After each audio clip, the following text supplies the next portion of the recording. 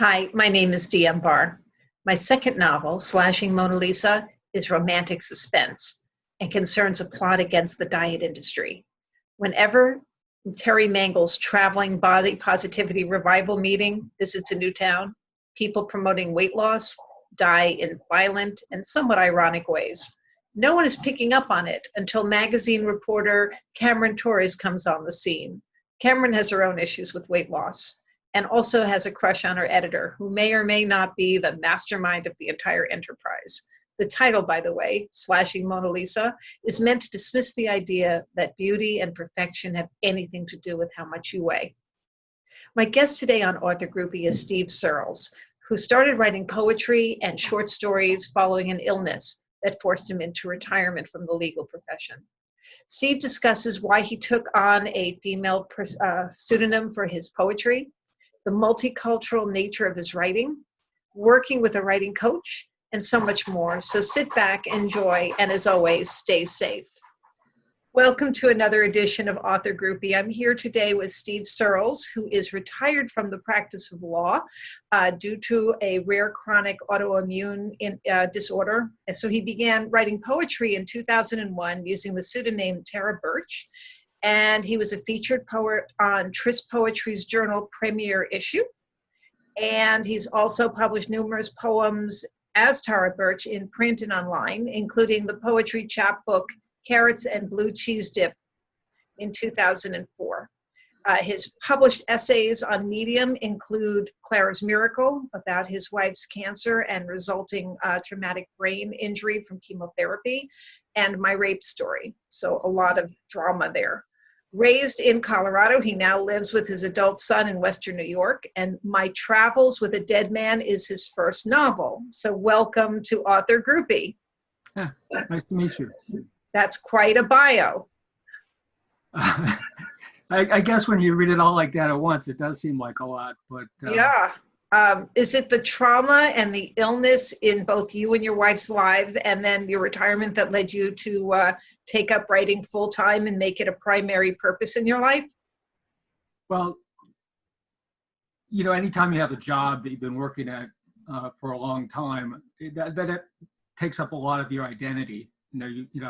And I just made partner a few years earlier, but I had this illness and they thought I had Crohn's disease, which is also an autoimmune disease. And they went in and they did surgery, and they went in, they thought that's what I had. I woke up, I thought I was going to be cured because they were going to cut out part of my small intestine. And they said, we're sorry you have inflammation, but it's the wrong kind. It's not Crohn's, so the surgery couldn't help you. And that was very depressing. By that point, I was taking high doses of corticosteroids, prednisone, if you know what that is. Yeah. And I just wasn't able to continue work.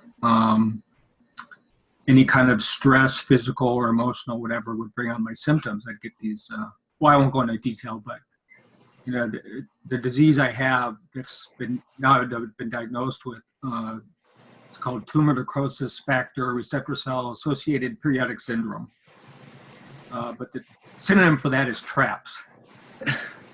And it's a disease that attacks the connective tissue in your body, and it all throughout your body. So it has effects on my GI tract, has effects on my, and you have these like, it's like little sacs of connective tissue surround most of your organs. So that, they surround your heart, they surround your lungs. So I've had inflammation there where I actually at one point, air from my lung burst open and it got into my chest cavity. Wow. And they thought I was having a heart attack, but that wasn't the case, which is part of this illness. So yeah, it was all, very dispiriting. And then I started writing around 2001, a little bit after, that. I'd initially been on, this is going way back, but they used to have these bulletin boards on Yahoo. and you could go on there, and it was basically online forums, kind of like Twitter before Twitter or whatever. But Sure. People told me that I wrote well, and that I should try poetry, and so I did.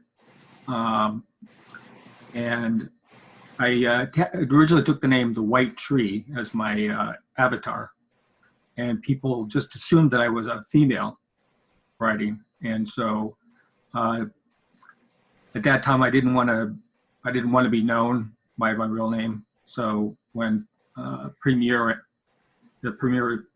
editor for Trist came by and said, "We want to feature you," I had to come up with a real name, and I came up with Tara Birch, because birch is a white tree, and I don't know where I came up with Tara, but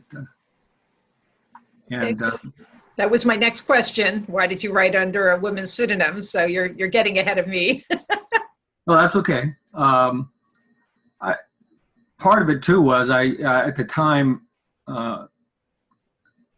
earlier or in my youth, when I was younger, I had been to gay bars a number of times, and I was a little. I think you could say I was a little bit confused about my sexual identity, and at one point, I even tested positive for AIDS. Wow. And that was very scary. And then I came back, and so they did a second test, which was that time they had two tests. The first one I had a lot of false positives. The second test was a blood test, and it came back negative. And at that point, I just kind of shut down that kind of aspect of my personality, and met my wife in law school, and we fell in love there. And I've been attracted to both genders, but at that time, I just kind of like repressed that all behind. I'm just going to be a traditional male husband, with children, and that's how things went along until my illness, until having to retire. So I think that probably had something to do with it. What kind of law were you practicing? I was a bankruptcy lawyer initially, and then worked during the savings and loan crisis. People might not remember this, but this was before the big bank crash in 2008. There was a savings and loan crisis back in the 80s. And so one of our major clients in the firm was a savings and loan bank. And so I became what they call workout specialist, because they had property that they had loaned money to, because they'd been deregulated. They could now, savings loans used to just homes, residences. And when they deregulated them in the early 80s, they just went wild, and they were financing stuff all over the place, and stuff that other banks wouldn't touch. And so they ended up with a lot of properties. And so I got to go to Florida a lot, because they'd had golf course communities down there, and just all over the place. So that kept me busy for a while. And then I switched over, once that work kind of went away in the early 90s, I switched to our medical healthcare division at my firm, which represented, I think, the major Blue Cross Blue Shield provider in our area, and also a number of the hospital systems. And at that time, the hospitals were just starting to consolidate into these, health. It wasn't just, instead of one hospital in here, one hospital there, they started consolidating multiple hospitals together into major groups. So I was doing that when I, finally had to stop working. It's interesting that you went into poetry and then blogging on political and personal topics, and didn't go into legal thrillers or anything to do with legal when you decided to write a novel. Well, I mean, my legal background didn't have anything to do with criminal law. I mean, I have friends from law school who actually did go into that, and either became prosecutors, worked in the DA's office, or public defenders. And but I have no more knowledge of it's very specialized once you get into, it's just like the medical profession. You wouldn't ask an orthopedist to do brain surgery, you know. Sure. So why did you begin writing and blogging about political and personal topics? And then what made you gravitate toward fiction, first short stories and then novels? Well, the blogging started after 2004. I had worked as a volunteer for Election Protection, which was a group that was, because there were a number of concerns people had going into that election between Kerry and Bush, that there were going to be, I'm saying a lot, I've got to learn to stop that, that there were going to be people in various swing states that they were going to, they had a situation where you could challenge a voter's right to vote. And so I went to Cleveland, and even though they'd signed a consent decree back in the 80s saying they wouldn't do this, they had actively pursued trying to challenge like Latino people who didn't speak English, African-American people. And I, you know, and this was all going on election night. I was in Cleveland, and there were cop cars driving around. You know, people were being told that the cops would pick them up if they had any outstanding warrants if they tried to vote. They had a number of voting machines that suddenly weren't working, so that there were long lines. And so it was, that was a thing that really kind of galvanized me, was seeing that kind of voter suppression efforts in 2004. So I started writing first on a blog, a community blog, not my blog personally, called Daily Kos, by a guy named Marcus. I'm not going to try to pronounce his last name, but and he provided a platform for people to, you know, basically have their own political writing and share it. And he made money off that, of course. But so I did that. I did that as using my name Stephen D without the last name, and I kept the poetry separate, and so there are two separate things. And the poetry side, I sort of began to switch to prose when friends of mine were telling me a lot of my poems were very narrative in structure, and that maybe I should try short stories. And so I did. And I have an aunt who was one of the first female managing editors of a publishing house. She was a Christian publishing house in Tennessee. And so I'd send stuff to her, and she would go over it with me and help me work on my, you know, lack of good grammar and all sorts of stuff like that. And she was very encouraging. And so I came up with this big book of a short story cycle, but they were all set in the second person. And I tried to send them out to people, and people started saying, "I'm sorry, but you know, nobody writes in the second person point of view. Nobody and nobody cares about, you know, a new author with short stories. They're not going to, you know, unless you published numerous short stories in a small magazine." And so at that point, I began to write a novel, not the novel that was being published, but another novel that was set in Colorado, where I grew up. And that was told from multiple points of view. And I just read David Mitchell's Cloud Atlas. So it was kind of like every chapter was a different character's point of view, and it was a very complex structure. And after a while, I began to lose hold of the story. And I'd gotten it at about 200,000 words. And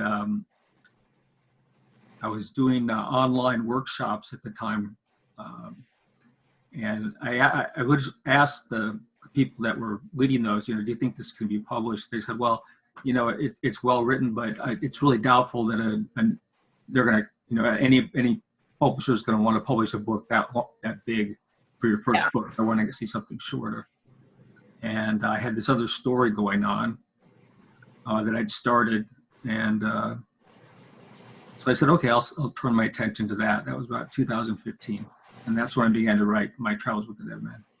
All right, so now that we're at the book that you're currently going to release, I believe it's in October, yes? No, releases August 20th. Oh, August 27th. I'm sorry. That's better for everybody out there. They can get it sooner. So Yes. Indie Reader is calling My Travels with a Dead Man a compulsive page turner that contains elements of romance, tragedy, adventure, journeys through space and time, terror, mysticism, and meditation. Why did you choose to write the book as a multi-genre book? Well, I didn't start out that way, actually. I started out with just the premise of what would happen if somebody encountered a man calling themselves Jorge Luis Borges. And I'd read Borges for years and years. I always loved his short stories. They had a very fantastic element to them. And it just kind of went on from there. I'm very much what you'd call a pantser as a writer. It's a term I recently learned. For those who don't know what it is, there are two ways basically you can write a novel. You can prepare a nice little outline, and try to work from that, or you can just go by the seat of your pants and see what happens. And I was never very good doing outline, so I went by the seat of my pants, and I was reading a lot of Borges at the time, a lot of his short stories, and the story just kind of took off on itself. The characters kind of led me to the story, and I was reading Basho and his famous Haibun, which is Haibun is a combination, sort of a travelogue, prose, and mixed with poetry, kind of unique to Japan. And he's probably the first great haiku master in Japan, the 17th century. And so I was reading that, and suddenly, my character said, we need to make him a character in the book. And so he came into the book. And I still didn't know where I was going, but as things developed soon, it was, I'd seen this documentary called The Institute. And it's the same documentary that the AMC TV series Dispatches from Elsewhere was based on. It was this kind of augmented reality game that they told people, they basically had people going around, they'd interview them, they didn't tell them it was a game, they had them doing various things, and then suddenly they'd have show up and say, oh, here, if you saw Dispatches from Elsewhere, you kind of get the basic idea that there were two competing, organizations. And the main character of the game was this young woman named, I think in their game her name was Clara, or at least in the AMC series it was. And this was a person who supposedly was able to just go elsewhere, whatever that meant. And I was kind of captivated by that term, and I thought, what if I could have Jane, my main character in this novel, be a person who could go elsewhere? And concept gradually developed until it became something where, at first she didn't know she could do it. And then she learns from Borges, who's become her lover, that she could. And, but she doesn't know how she does it. And so it was a working out process. I don't think I actually figured out how the book was going to end until kind of late in the game, probably not until 2018 that I figured out, oh, this is how it's going to end. So, I'm sure you're aware that Americans are notorious for not reading very much. And when they do read, there's probably a very small proportion that read foreign books. So why did you decide to include two foreign authors? Do you feel that might confuse readers or turn them off at all, that there are these characters that they just don't know? I didn't think about it at the time, because I wasn't really, that thought really didn't come into my mind until I was working with a writing coach, and she said, I think this you can publish this book, Steve. And I said, oh, okay. But she said you may have some trouble because one, it doesn't fit neatly into any one particular category. You can't call it a time travel novel specifically, or a multiverse novel, or a paranormal novel, even though Basho appears in the book basically as a Japanese version of a ghost. You can't really call it a romance novel, even though romance is involved. So I just tried to do the best I could to make it so it didn't really matter if the people knew about Borges or Basho, because they would get enough information from just reading the book that they would learn who they were or had been, and they could still enjoy the story regardless, of whether they knew anything about them or not. And if they do know something about them, well, then there's that adds another depth, another bunch of layers to the story, because there's a lot of little things that are in the story that were in the novel that they're kind of like Easter eggs, where you could refer back to like stories that Borges wrote or things that Basho wrote. And both of these authors are deceased now. Both deceased, yes. Okay. So actually, you mentioned something while you were just speaking about working with a writing coach. Could you talk a little bit about how you find a writing coach and how that works, what they do for you? Because I'm sure my viewers, many of them are interested in writing and would love to know that process. Okay. Well, the original thing was I found this online site called All Writers Workshop, and they did online workshops. I mean, they also do. It's based out of Wisconsin, but they do it in person as well.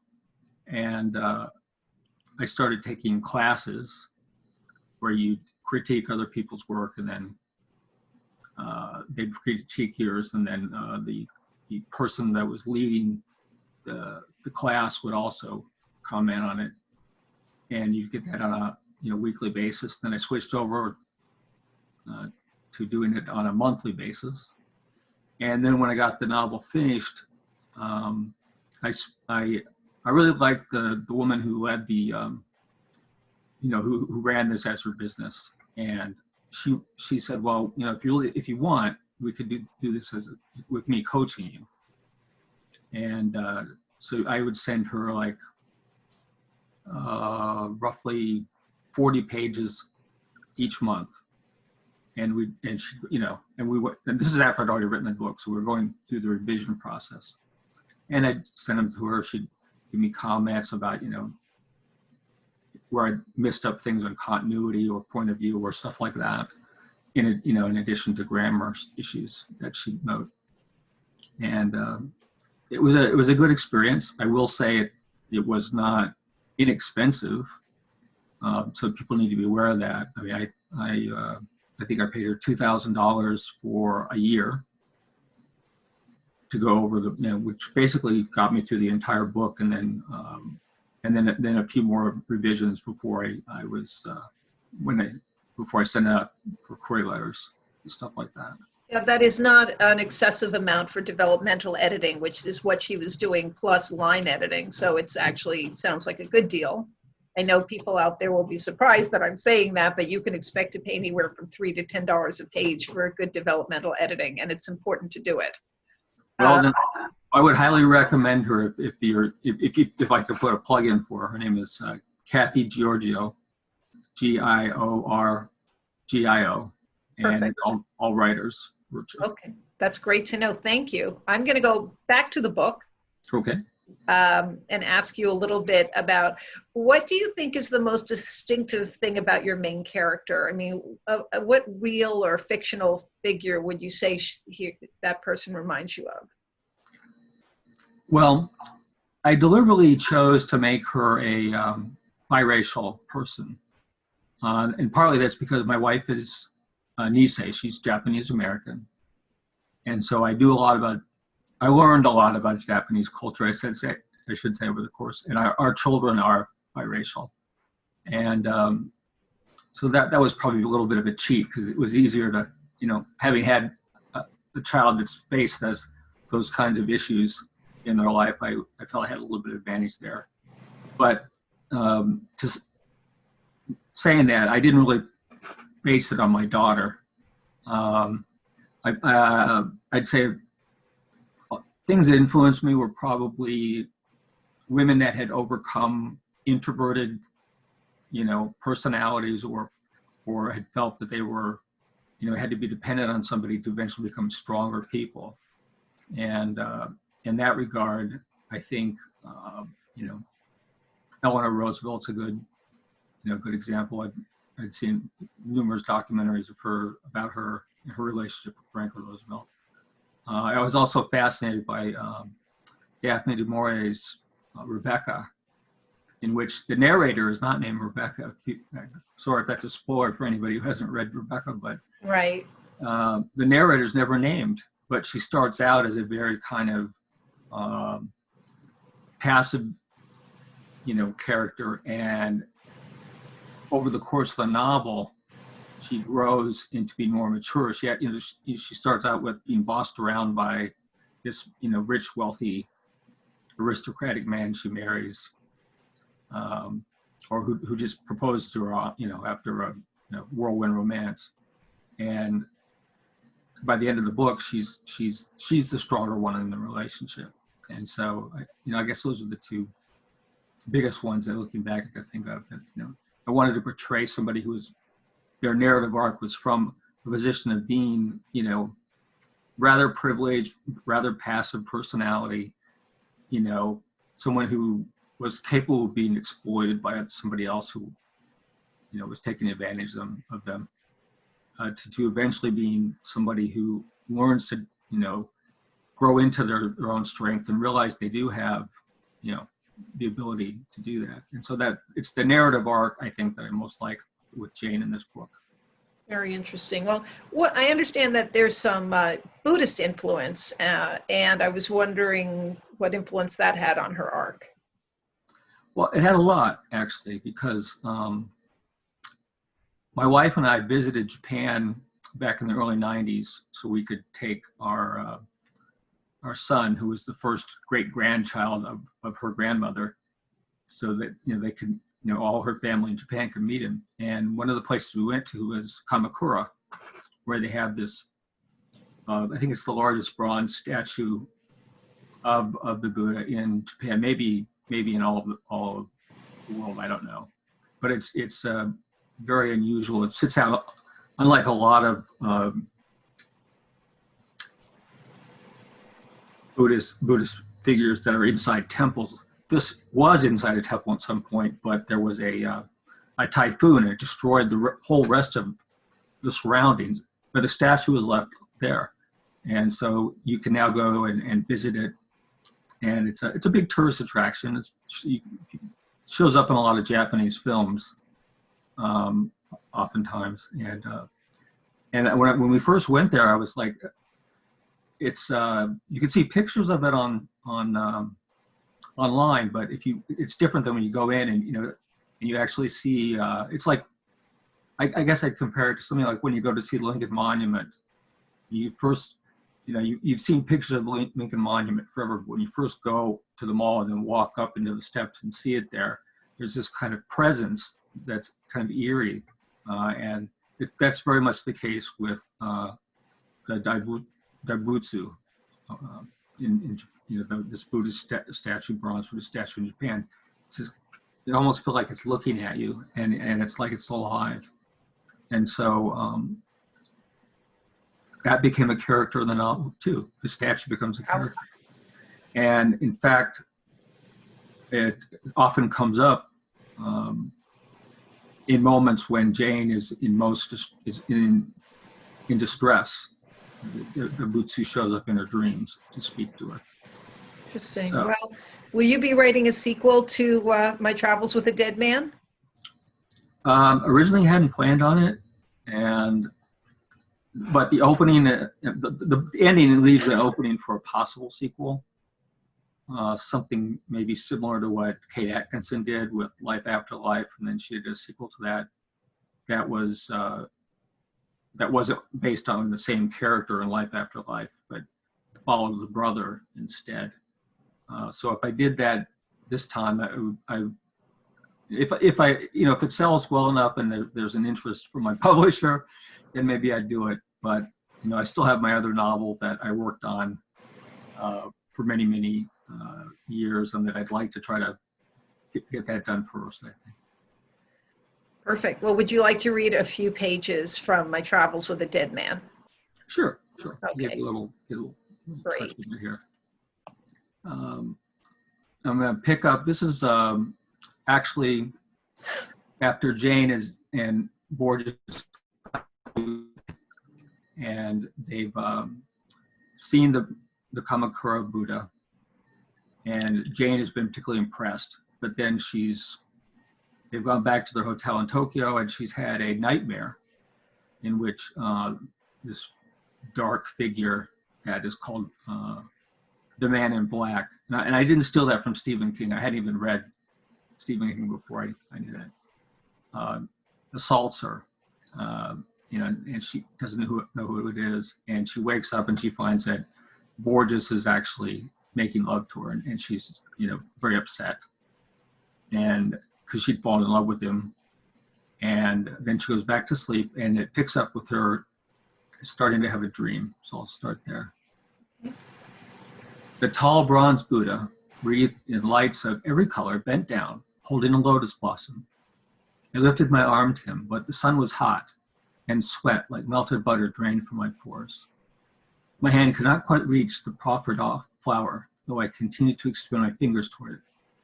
Blood roared in my head, and my world wobbled like a child's top that spins just as it's about to succumb to gravity. The lotus's scent suffused the air. I feared that if I failed to grasp it, my spirit would be lost forever. The halo of colors blinded me, and the thick miasmal air made it difficult to breathe. Only Daigusu's image remained constant, his visage full of compassion, but I found no comfort in it. Please, I gasped, help me. And then I cried out, Borges, where's my Borges? I struggled against myself, as if caught in an invisible web. Was it of desire or suffering? I couldn't tell. Borges is a dream, said the Daigusu. He has always been a dream with no beginning and no end. His gleaming metal hand, which held the lotus, inched ever nearer, but the pain in my forearm became excruciating as muscles began to cramp and spasm. My hand retreated from the beautiful white flower despite all efforts to stop it. How can it be a dream? I've seen him, I've tasted him, touched his lips, felt his warm breath on my neck. He's real, he must be. Yet, even as I spoke, doubt crept in, slow to appear and full of ignorance. The lotus was very near now, almost near enough to touch, so the closer it came to my outstretched fingers, the more clouded my vision became. Please, I begged, staring into the abyss of the Daigusu's lidless eyes.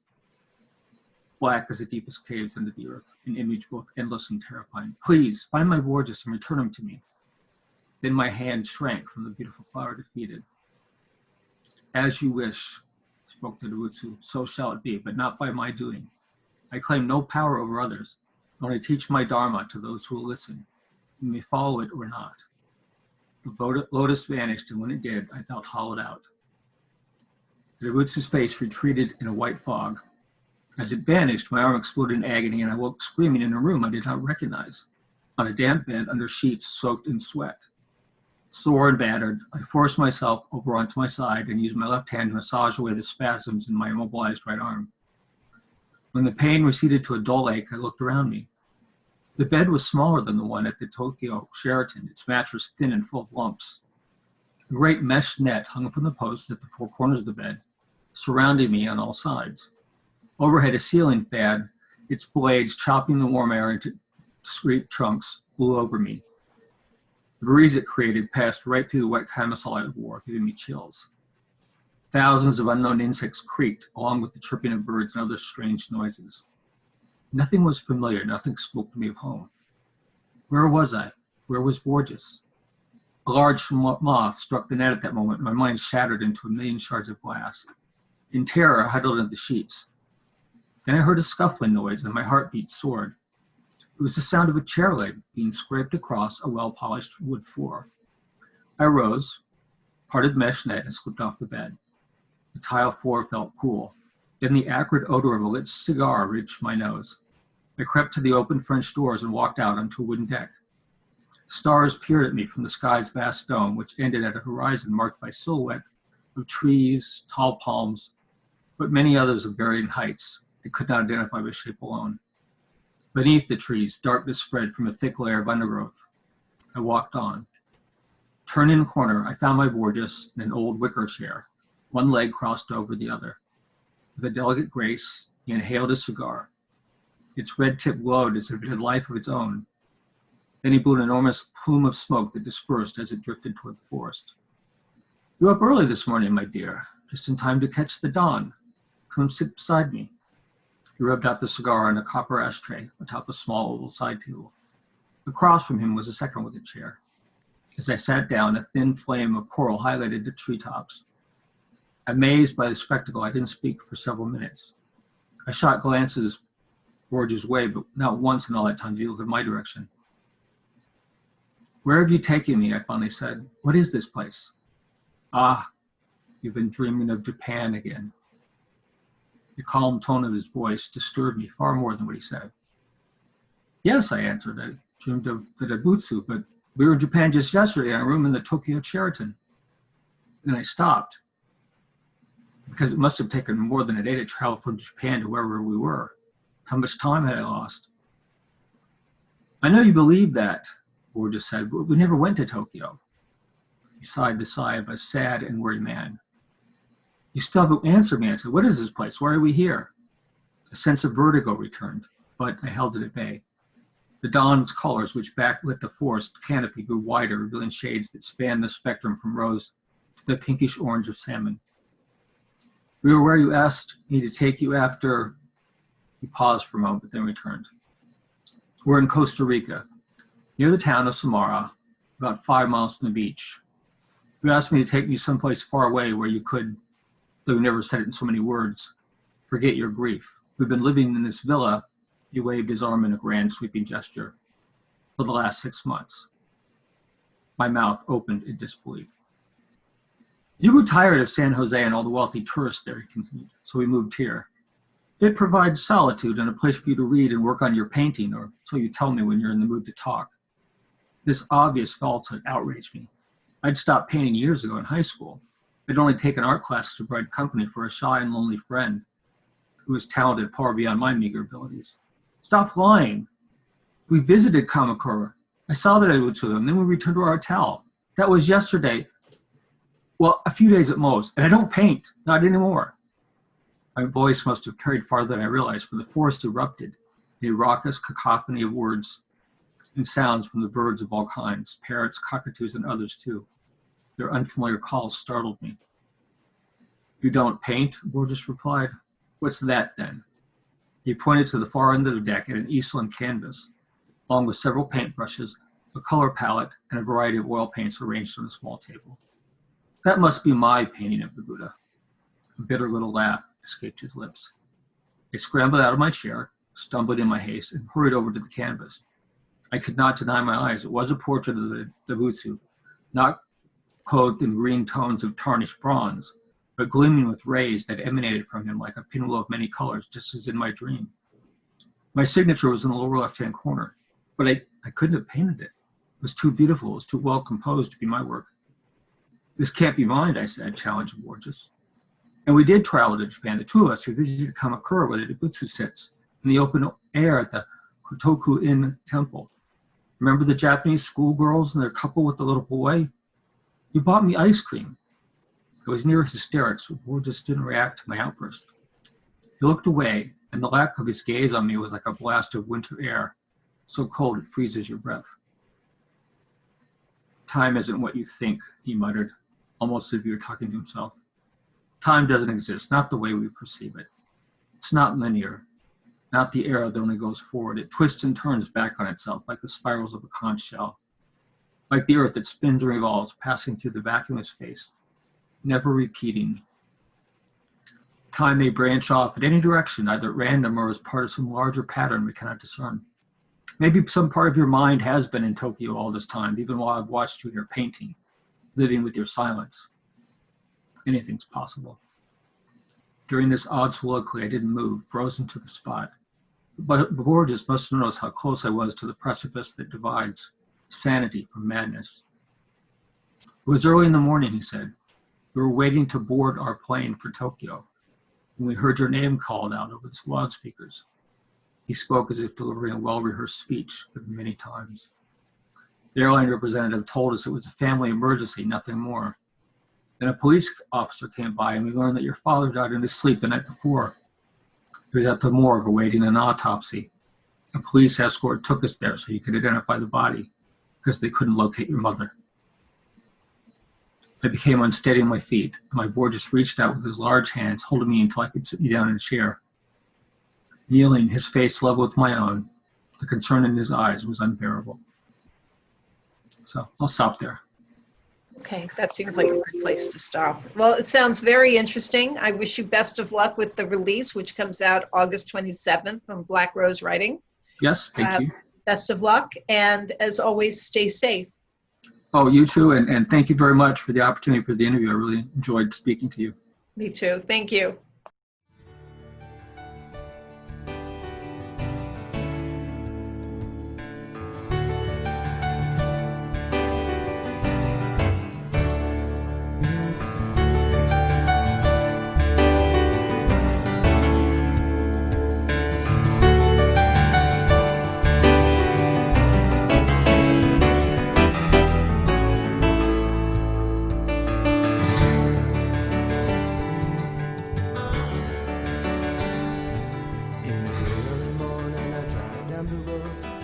Over the river